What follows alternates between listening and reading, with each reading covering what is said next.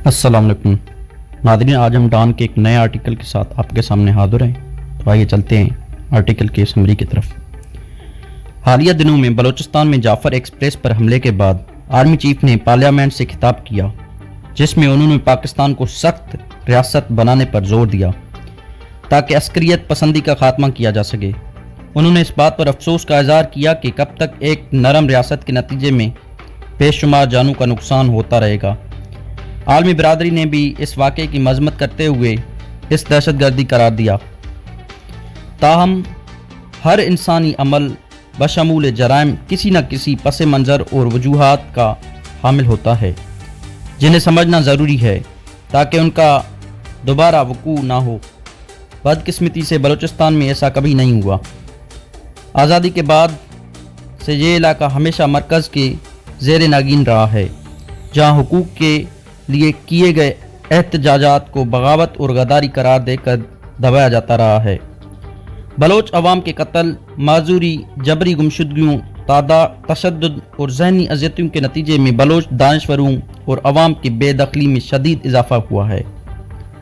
साबिका वज़ीर आला बलूचिस्तान अख्तर मींगल, जो एक एतदाल पसंद सियासी रहनुमा है, इस सूरत हाल को पाकिस्तान के लिए सबसे बड़ा ख़तरा करार देते हैं। मज़ीद बुरान बलोच अवाम की पश्तून अवाम की नाराज़गी से भी जुड़ चुकी है, जिसके सबब ये मसला फ़ौजी हल से मावरा हो चुका है।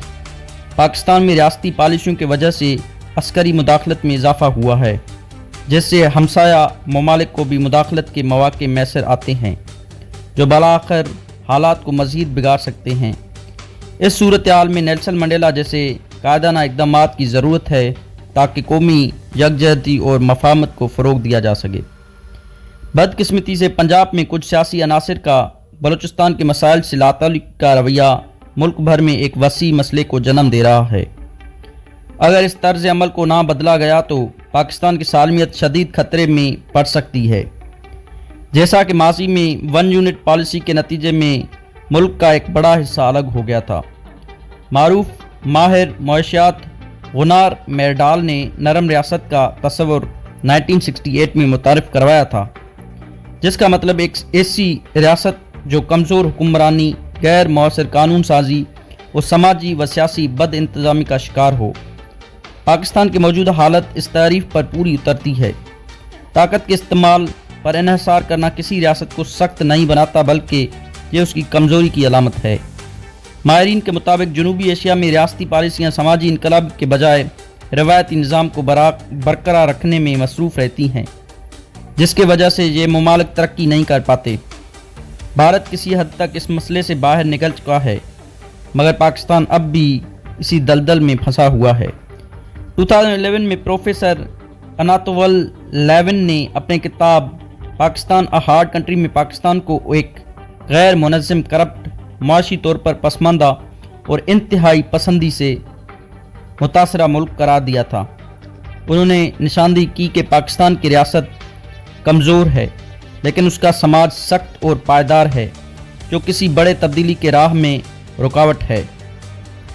आलमी सतह पर मौजूदा दौर के बड़े चैलेंजेस जैसे मौसमियाती तब्दीली, जौहरी जंग का ख़तरा, वबाएँ, मसनूई ज़हानत का गैर मुनज़्ज़म फैलाव, जमहूरियत की कमज़ोरी, मशरक़ वस्ता में जारी नस्लकशी और जनूबी एशिया में बढ़ती हुई जबर की तनाज़ुर में एक कमज़ोर रियासत का मुस्तक़बिल मखदूश नज़र आता है। इस मसले के हल के लिए ज़रूरी है कि नेल्सन मंडेला जैसे मफाहमती इक़दामात की जाएँ, जहाँ माजी की गलतियों को तस्लीम करते हुए इस्लाहात मुतारिफ़ कराई जाएँ। इन इक़दामात के ज़रिए फ़ौज और अदलिया की आज़ादी, पार्लियामानी खुदमुख्तियारी, मुआशी इस्लाहात और जमहूरी इक़्तिदार के पासदारी को यकीनी बनाया जा सकता है। अगर सही फ़ैसले किए जाएँ तो पाकिस्तान को एक मुस्तहकम और मुत्तहिद मुल्क बनाया जा सकता है। तो नाज़रीन, वीडियो का कर रहे हैं इख्तिताम।